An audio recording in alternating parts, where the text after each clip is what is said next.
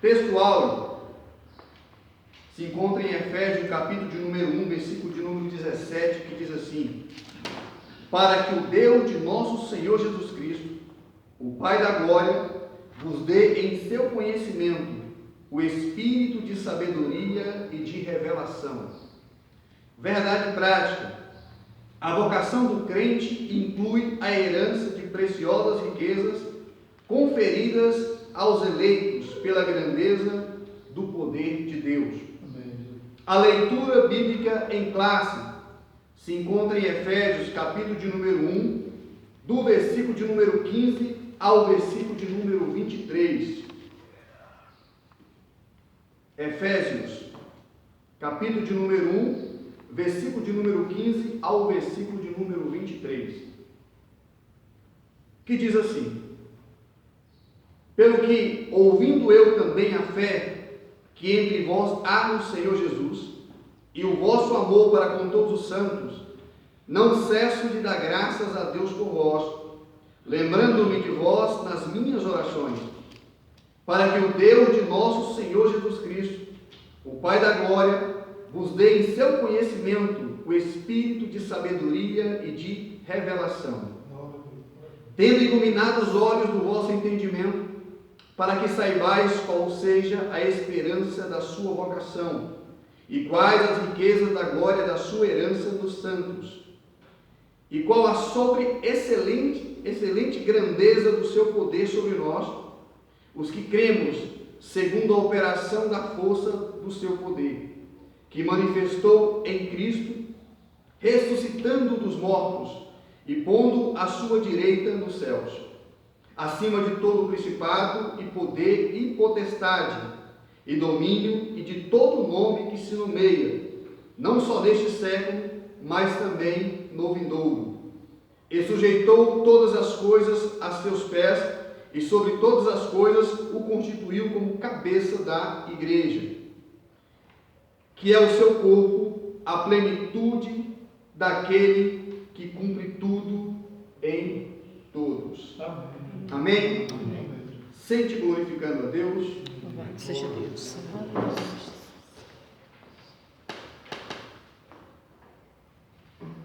Irmãos, temas do trimestre é a igreja eleita. E como nós temos pontuado, o trimestre é pautado na carta do apóstolo Paulo aos Efésios. E o tema de hoje nós vamos estudar sobre a iluminação espiritual do crente. É uma lição que está pautada em 3 grandes tópicos, e esses tópicos divididos em alguns subtópicos. Nós vamos hoje falar sobre a necessidade do cristão em ter sabedoria, em ter a presença da pessoa do Espírito Santo na sua caminhada nessa terra. É de extrema importância que você, ao final dessa lição, você entenda que você é totalmente dependente do Pai, do Filho e do Espírito Santo de Deus. Sem o Senhor, nós não somos nada. Nada. É muito mais do que precisar, nós dependemos do Senhor. A introdução diz assim: ainda no primeiro capítulo, o apóstolo Paulo inicia uma longa sentença, assim dividida: ação de graças, Efésios 1, versículo 15 e 16, oração intercessória, Efésios 1, versículo 17 a 19, e confissão de louvor e exaltação a Deus, Efésios 1, versículo 20 ao 23. Nesta sentença somos exortados a louvar ao Senhor pela nossa eleição, buscar a iluminação do Espírito para compreender a dimensão de nossa chamada e herança divina, bem como entender a grandeza do poder de nosso Deus. E eu quero frisar mais uma vez, sem a pessoa do Espírito Santo é impossível entender, é impossível compreender o chamado de Deus para cada um de nós.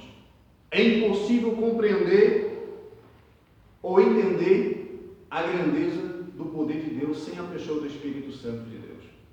E foi por isso que Jesus Cristo prometeu aos discípulos, ainda nessa terra, eu vou para o Pai, mas eu enviarei o Consolador, eu não vos deixarei só.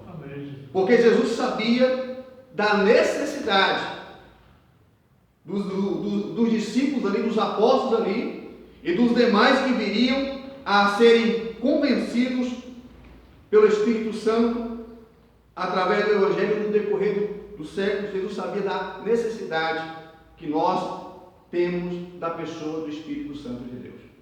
É Ele que convence o homem do pecado, da justiça e do juízo de Deus.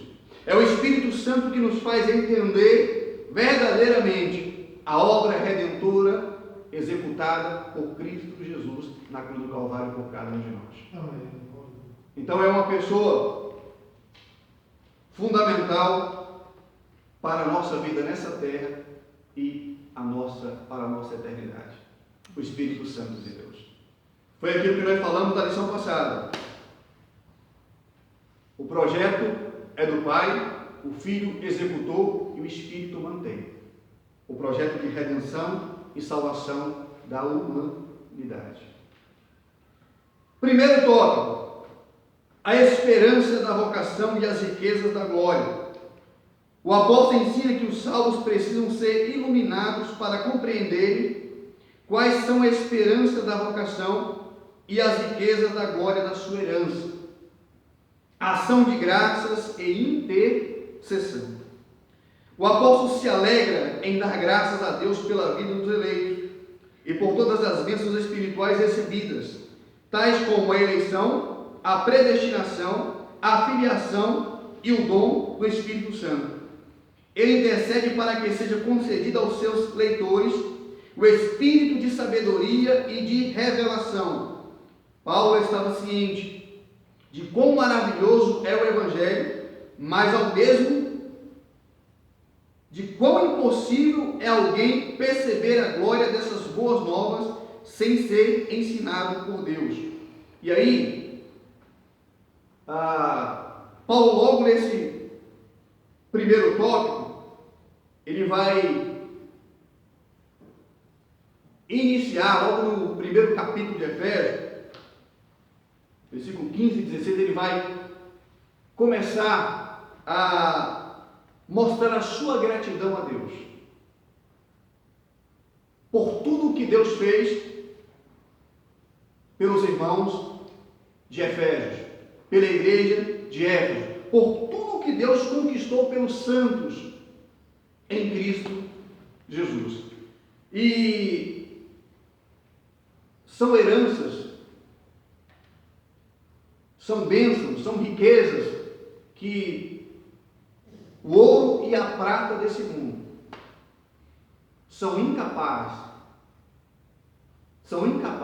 de sobrepujar aquilo que o Senhor Jesus assegurou por nós ao morrer e ressuscitar na cruz do Calvário.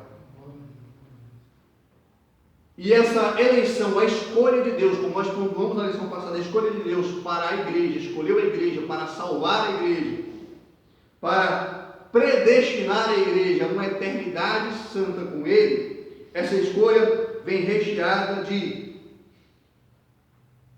o direito de podermos declarar: somos filhos de Deus. Abba, Pai, meu Pai, meu Deus, meu Senhor. Isso, Paulo vai, na carta aos Efésios, logo no primeiro capítulo, Paulo vai demonstrar o quão grandioso é esse direito, quão grandioso é essa eleição de Cristo Jesus para cada um de nós diante do Pai. Mas ele pontua claramente que é impossível o homem entender o projeto de Deus se Deus não revelar. Se Deus não der sabedoria. 2 Coríntios, 1 Coríntios capítulo número 2, versículo 14 e 15 diz assim: ora, o homem natural não compreende as coisas do Espírito de Deus, porque lhe parecem loucuras, e não pode entendê-las, porque elas discernem espiritualmente, mas o que é espiritual discerne bem tudo. É impossível o homem carnal, o homem natural, entender o projeto de Deus. E é por isso que na caminhada a gente observamos o ímpio sem entender o porquê ou para quê do cristão, mesmo diante de uma situação difícil que o mundo vive hoje, enfrentando a pandemia. O verdadeiro cristão, o verdadeiro filho de Deus, continua firme na fé do Senhor Jesus Cristo. O ímpio não consegue compreender isso. Esses dias, conversando com uma pessoa, e eu falava para ela: olha, eu estou levando a minha vida de forma natural. Só não está como antes da pandemia, porque eu não estou indo trabalhar todos os dias, não estou trabalhando todos os dias. E quando eu chego na igreja, a igreja está vazia. Nós vamos para gravar os cultos ou transmitir via Facebook. Mas fora isso, eu continuo levando a minha vida normal, porque eu sei que meu Deus está no controle de todas as coisas. Amém. Glória a Deus. Tomo todas as minhas precauções. Aquilo que cabe a mim fazer, eu tenho feito. Mas eu sei que a minha segurança chama-se Jesus Cristo. Amém. E as pessoas, quando a gente fala isso, as pessoas se espantam um pouco. O mundo está em terror, o mundo está em crise. E olha para o cristão e vê a paz do Senhor Jesus Cristo na vida dele e através da vida dele. Porque as coisas de Deus só se discernem espiritualmente. É loucura para o homem natural. É loucura para a mulher natural. Mas para o homem de Deus, para a mulher de Deus, é o poder de Deus que rege tudo e todos. Amém. Aleluia, Jesus. Por isso ele rogava para que os crentes recebessem capacidade de compreenderem, por meio do Espírito Santo, a esperança da chamada, as riquezas da herança e a grandeza do poder de Deus. Na sua oração aos Efésios, Paulo vai interceder. E o interessante aqui, irmãos, a oração é algo pessoal, é algo particular. Mas na oração do cristão, nós encontramos ação de graça, ou seja, gratidão a Deus, expressão da alegria, do privilégio de ter recebido de Deus tudo aquilo que ninguém mais poderia nos ofertar, ou poderia nos garantir herança, nos garantir a riqueza. O Senhor fez isso por nós.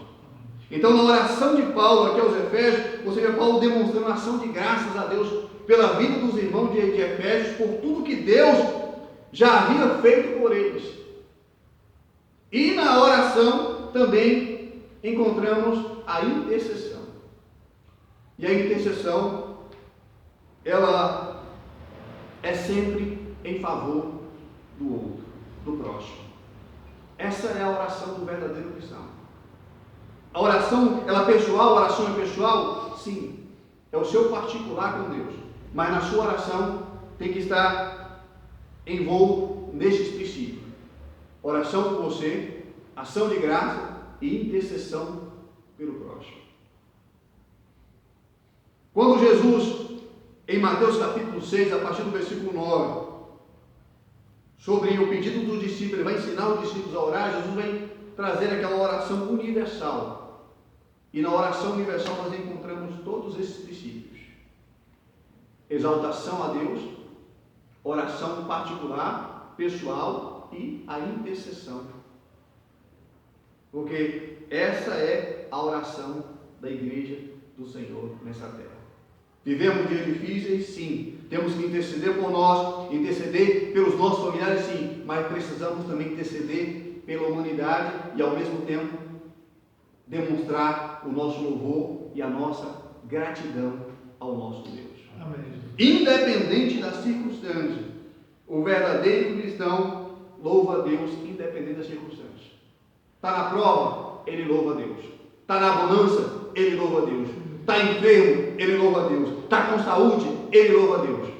Porque não é as circunstâncias que determinam o que ele ou o que ela tem que fazer. O que determinou o que ele ou o que ela tem que fazer foi a morte e a ressurreição de Cristo na cruz do Calvário.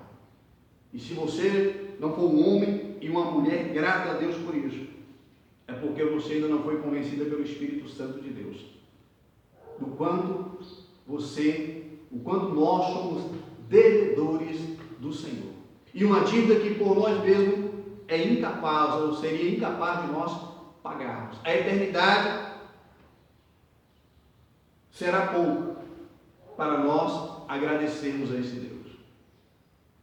A esperança da vocação. Em sua petição a Deus, Paulo intercede para que o Espírito Santo ilumine os crentes, a fim de saberem qual seja a esperança da sua vocação. Assim eles seriam capazes de experimentar e conhecer profunda e espiritualmente os privilégios de serem vocacionados. Podemos dizer que tal esperança divide-se em pelo menos 3 aspectos. Ou seja, primeiro, Deus chamou pessoas no passado. Ou seja, você hoje é um homem ou uma mulher de Deus, porque Deus te chamou no passado.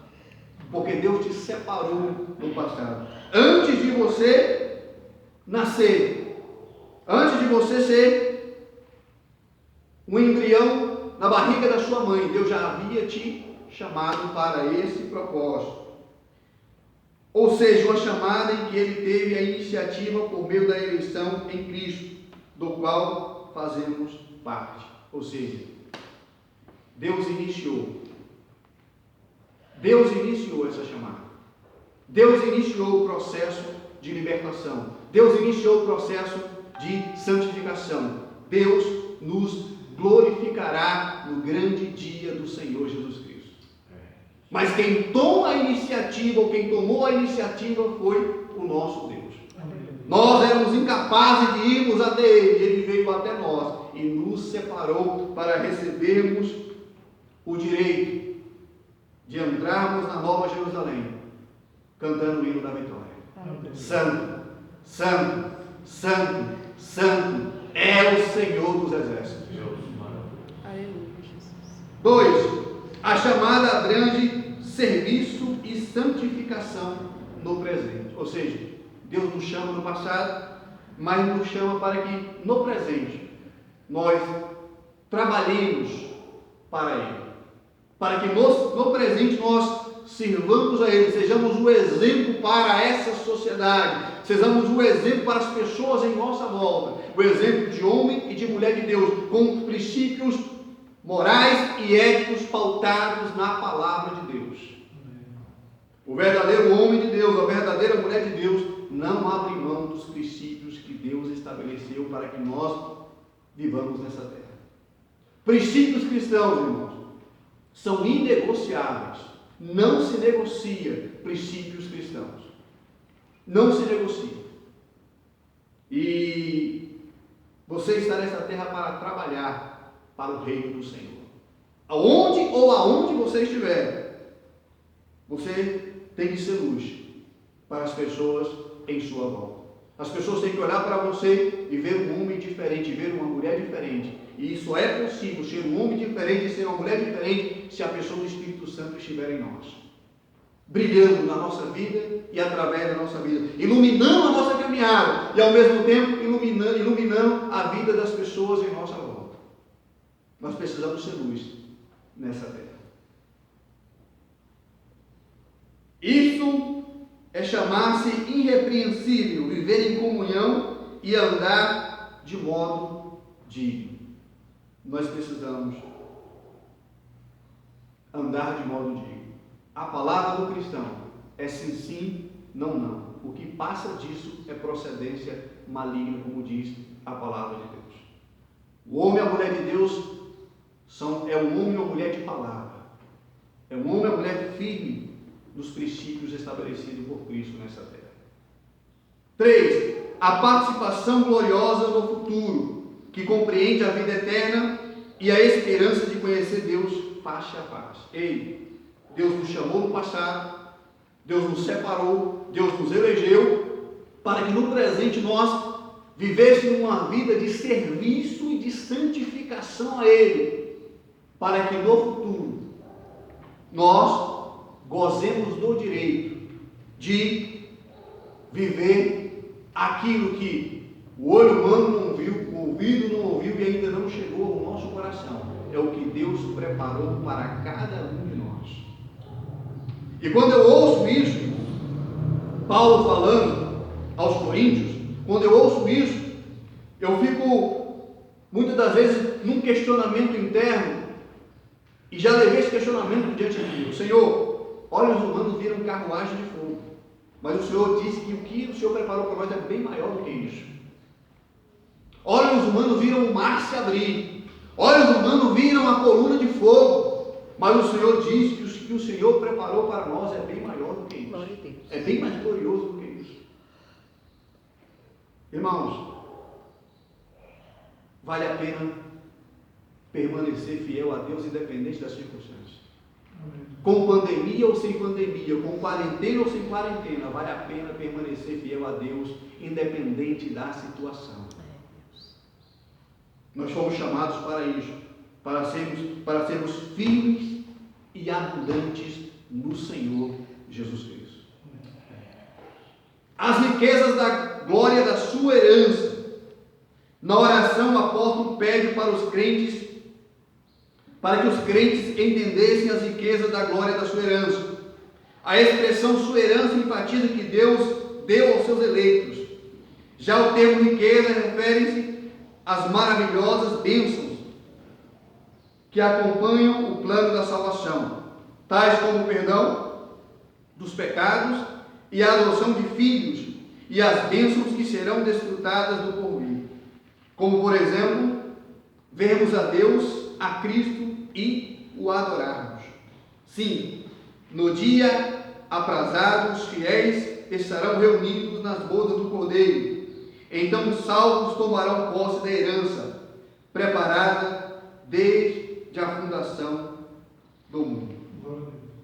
Apocalipse 22, versículo 3 e 4 diz assim: e ali nunca mais haverá maldição contra alguém, e nela estará o trono de Deus e do Cordeiro, e os seus servos o servirão, e verão o seu rosto, e na sua terra estará o seu nome. Ei, é a herança que Deus nos presenteou, que Deus separou para cada um de nós. Você vai estudar Apocalipse capítulo 22, 21 e o capítulo 22, que vai falar sobre a Nova Jerusalém. Irmãos, o apóstolo João ali na ilha de Patmos, ao descrever aquilo, tudo que ele viu ali, teve coisas que Deus mandou ele guardar, selar. São coisas que nós veremos somente naquele dia, quando passarmos por aqueles portões celestiais, juntos, a igreja do Senhor Jesus, o povo lavado e remido no sangue do Cordeiro, o povo que mesmo diante das situações difíceis, mesmo diante de dificuldade, mesmo diante de perseguição, o povo que permaneceu fiel a Ele, entrará naquela cidade cantando o hino da vitória, e lá serão enxugados os nossos olhos toda lágrima. E é uma cidade em que o mal, nada que o pecado ocasionou, nenhuma das suas consequências entra lá. É um lugar de paz, é um lugar de total refrigério, um lugar em que nós, dia e noite, aí eu falo na linguagem, no nosso plano nessa terra, um lugar em que nós adoraremos a Deus pelos séculos, séculos, séculos, séculos, durante toda a eternidade. A igreja estará lá com o Senhor Jesus. Amém. Herança, irmãos. o Senhor Jesus Cristo, uma de suas bênçãos para a igreja é o perdão dos pecados. Somos todos pecadores, como Paulo vai dizer em Romanos: todos pecaram e destituídos estão da glória de Deus. Não há um ser humano nessa terra, que não seja pecador. O único homem que pisou essa terra e o pecado não encontrou lugar nele chama-se Jesus Cristo. Os demais que passaram na história da humanidade, todos pecadores. Grandes homens, grandes mulheres de Deus, sim, mas pecadores, falhos, que como eu e você, alcançaram o perdão em Cristo Jesus. É a nossa riqueza. É a herança que Ele assegurou para cada um de nós. Perdão dos nossos pecados. E só de olhar para você hoje e ver quem você é hoje, em comparação com o que você era lá atrás, você já consegue enxergar quão grandioso é o poder de Deus. Amém. Quão maravilhoso é esse Deus. E o quanto Ele nos ama.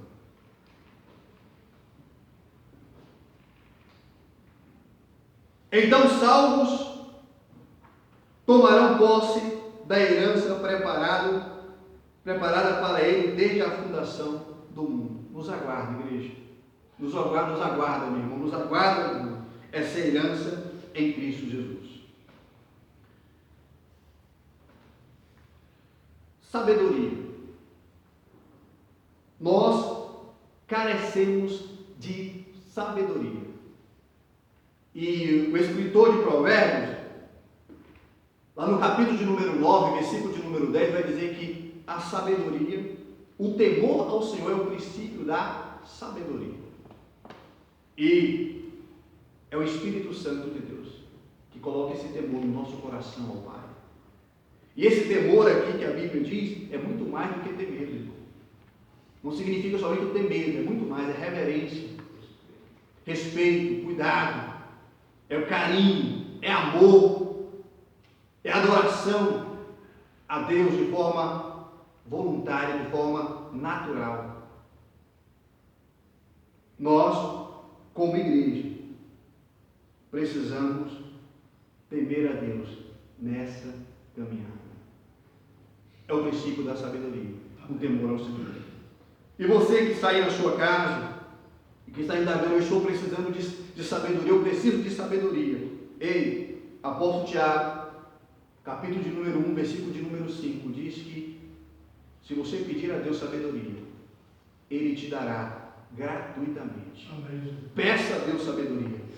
E Ele te dará essa sabedoria para que na caminhada você possa tomar as decisões, de forma que a sua fé, a fé da sua família, das pessoas de sua volta seja edificada e o seu Deus seja glorificado na sua vida através da sua vida.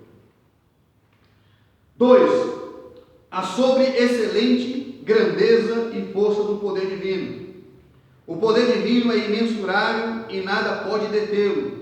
Em sua carta, Paulo se esmera no esforço de traduzir a grandiosa e a eficácia deste poder que opera em favor dos crentes. A sobreexcelente grandeza do seu poder. O apóstolo orou para que os salvos pudessem entender a sobreexcelente grandeza do poder de Deus. Perceba que a palavra sobreexcelente é traduzida do verbo upérbalo, que na forma adjetiva significa extraordinário. Já a expressão seguinte, megetos, grandeza, objetiva enaltecer a magnitude do poder de Deus que a tudo sobrepunja. É impossível. Vou frisar mais uma vez. É impossível compreendermos. Eu vou dizer, até mesmo aceitar a grandeza do poder de Deus sem Deus, através do Espírito Santo, nos dar a verdadeira compreensão. Quer ver um grande exemplo disso? O mundo até hoje debate os historiadores, alguns teólogos, alguns ateus debatem hoje o nascimento virginal de Cristo. A concepção virginal de Maria, quando ela concebeu Jesus. A ciência não consegue explicar isso. Sem contato nenhum com o homem e com nada genético da parte do homem. Maria teve, não teve, e gerou Jesus Cristo. A ciência não consegue explicar isso. É poder de Deus. Amém. É extraordinário. Amém. É grandioso demais para a mente humana. Aleluia, Jesus. Para a mente humana. A ciência não consegue explicar, meu irmão. Como o homem morre e ao terceiro dia ele ressuscita, ele se levanta ao terceiro dia. Depois de passar por todo o flagelo que ele passou, na mão de um carrasco, impiedoso, conseguir sobreviver ainda à crucificação, lá na cruz, depois de passar na mão do carrasco, ser crucificado, e no momento em que ele escolheu, ele diz: Pai, nas tuas mãos entrego o meu espírito. Ou seja, a morte não teve condição de determinar o destino de Cristo. Foi Cristo que determinou o seu destino, assim como ele determinou o meu e o seu destino. A ciência não consegue explicar isso. Depois de passar por tudo isso, ao terceiro dia, ele ressuscita. Ele ressuscita. As marcas dos pregos ainda em suas mãos. Mas ele ressuscita. É poder de Deus. Como Paulo vai dizer lá no início da carta aos Romanos: para o mundo é loucura, para nós o Evangelho é poder de Deus. É poder de Deus.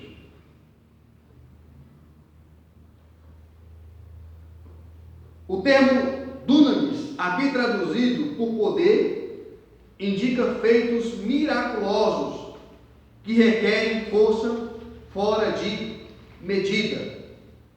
Logo, a repetição desse termo indica que apenas o maior de todos os poderes é capaz de realizar a transformação e a salvação do homem, e que somente um poder tão grande assim pode operar e concretizar as bênçãos inclusas na esperança da vocação e nas riquezas da herança.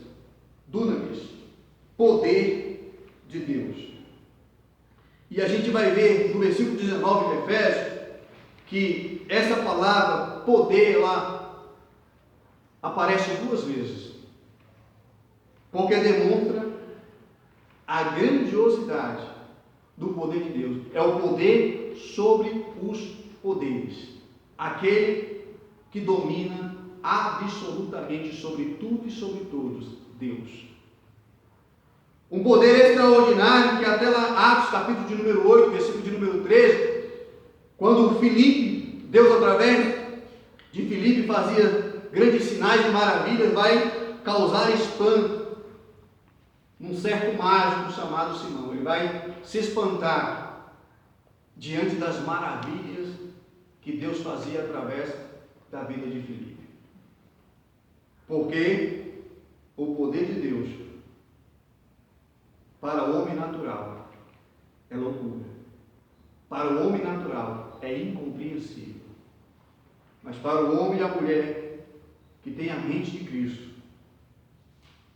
sabe que é parte da herança que Deus já nos deu o direito de desfrutar dela nessa terra.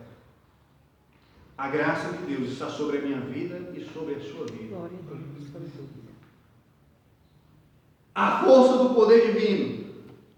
Na sentença, segundo a operação da força do seu poder, Efésios 1, capítulo, versículo 19, o apóstolo faz uso de três vocábulos gregos, concorrentes entre si. Primeiro, a palavra operação, que é a tradução de energia, e também significa eficácia, sinalizando a ideia de poder em atividade. Segundo, a expressão força, vem do verbo kratos, que traz a ideia de intensidade. E, finalmente, ichus, que indica o poder inerente de Deus. Ou seja, no versículo de número 19 do capítulo de número 1, Paulo, em sua oração, demonstra claramente que o poder de Deus é intenso e eficaz. É intenso na vida do homem e da mulher de Deus e eficaz para cumprir aquilo que o Senhor determinou que ele cumpra. Aquilo que nós temos pregado, que a palavra de Deus não volta vazia, é uma palavra poderosa, que ela vai e cumpre aquilo que lhe apraz, a palavra de Deus. Salvação para aqueles que abrem o coração para o Senhor e condenação para aqueles que fecharam o seu coração para o Senhor. A palavra de Deus ela é poderosa para isso. E poderosa, como nós já mencionamos aqui, para trazer Jesus Cristo dos mortos e para trazer todos aqueles que morreram em Cristo Jesus, naquele grande dia do Senhor, de volta à vida. É o poder de Deus. Jesus morreu para, a morte, o maior inimigo do homem, o maior terror. Você pega as religiões, você pega a filosofia, o dilema morte é o grande debate, um dos grandes debates, e o único que, quando deu o brado naquela cruz do Calvário, teve que ser sepultado, mas ele teve que ser sepultado por amor a mim e a você, por amor a todos aqueles que já haviam sido sepultados, porque ainda havia um horror na sepultura. Havia um horror na sepultura para aquele que ia. E o Senhor Jesus Cristo, quando ele foi sepultado, ele removeu todos os horrores da sepultura para o cristão. E a morte perdeu a sua força sobre a vida daqueles que servem ao Senhor Jesus Cristo. O nosso corpo físico ainda é limitado por causa do pecado, mas a nossa alma é vivificada em Cristo Jesus. E a morte não tem vez. Foi por isso que Cristo foi sepultado, por amor a mim e a você. Mas assim como ele ao terceiro dia ressurgiu, vivo, todos aqueles que dormem em Cristo também ressurgirão naquele dia. Também ressurgirão naquele dia. Receberão um corpo glorificado, e assim como o Senhor é, o veremos. Amém. É maravilha demais, igreja. É honra demais que o Senhor nos concedeu. E aí, uma perguntinha que eu tenho sempre feito com os irmãos, quando nós temos a classe aqui, os irmãos presentes na igreja: como não ser grato a esse Deus? Como não ser grato a Ele? Como não adorá-lo? Um dos piores sentimentos que o pecado trouxe chama-se ingratidão. Ingratidão. E é por isso que nós temos que ser gratos a Deus por tudo. É por isso que nós precisamos ser gratos, ou grata às pessoas que Deus usou e tem usado para nos abençoar nessa terra. Aleluia, Jesus. É um sentimento que é inato na vida do homem e da mulher de Deus. Gratidão. Amém. Gratidão. A associação desses conceitos revela o poder potencial de Deus, que, inerente à sua natureza divina, opera em favor dos que creem. Para aprofundar essa impressionante descrição, Paulo apresenta 3 exemplos irrefutáveis da força desse poder: a ressurreição de Cristo, a ascensão à direita de Deus no céu, sua elevação acima de todo o domínio. Ou seja, Jesus Cristo, Deus por natureza, 100% homem, mas também 100% Deus. Amém. Vencedor por excelência, mas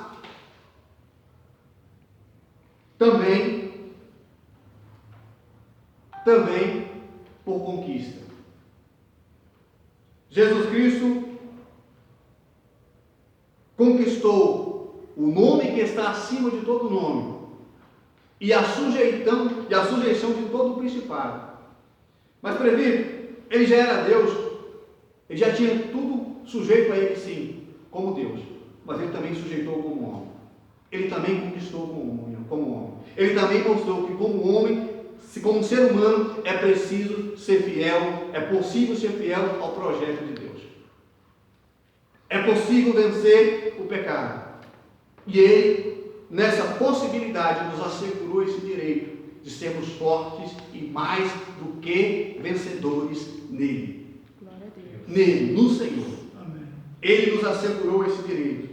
Ele nos deu essa honra. Ele nos deu essa dádiva de sermos mais do que vencedores.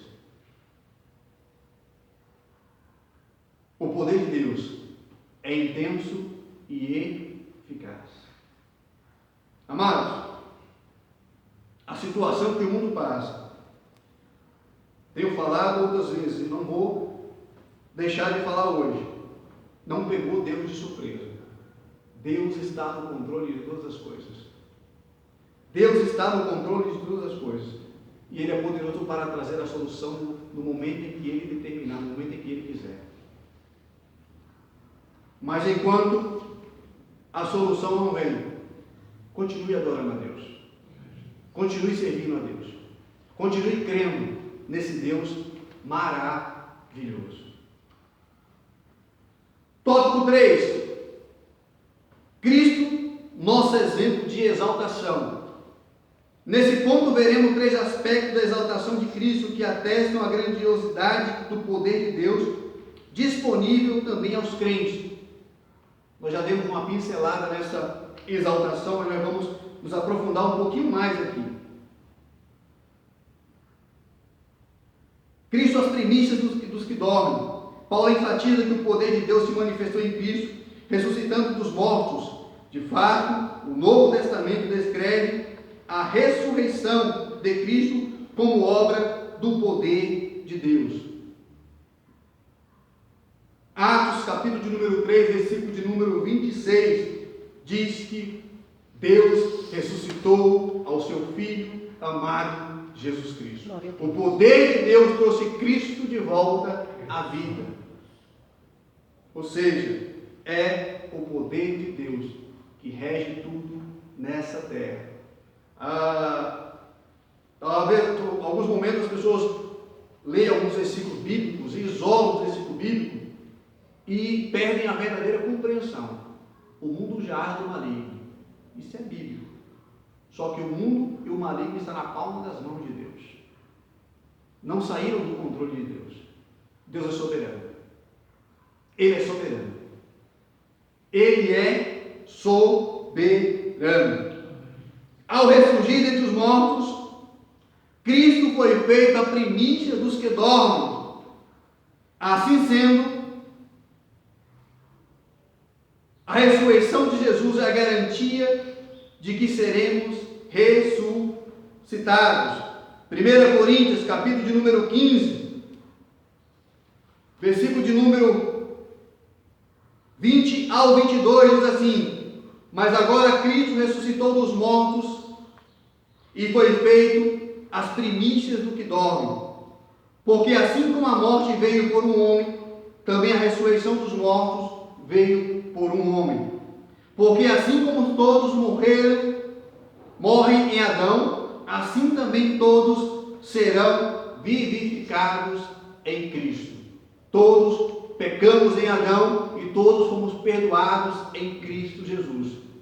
Todos morrem em Adão e todos que receberam a Cristo como seu Salvador ressurgirão naquele dia, vivificados para a glória de Deus Pai, para a glória do Senhor Jesus, para a glória do Espírito Santo de Deus. O mesmo poder que ressuscitou a Cristo está disponível também aos santos.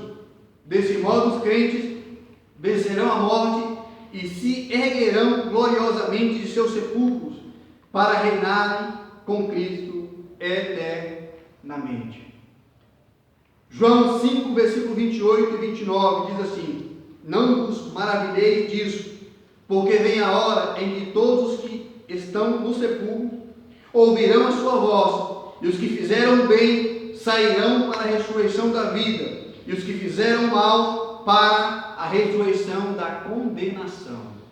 Ei, todos se apresentarão diante do trono do Senhor Jesus. Apocalipse, capítulo de número 20, o grande trono branco. Todos irão se apresentar diante do Senhor. E os que morreram em Cristo ressurgirão para a vida eterna, ou ressuscitarão para a vida eterna. Os que morreram nas suas práticas pecaminosas, os que fizeram as suas escolhas pessoais, os que abandonaram o barco na caminhada, os que desistiram por causa da dificuldade, ressurgirão na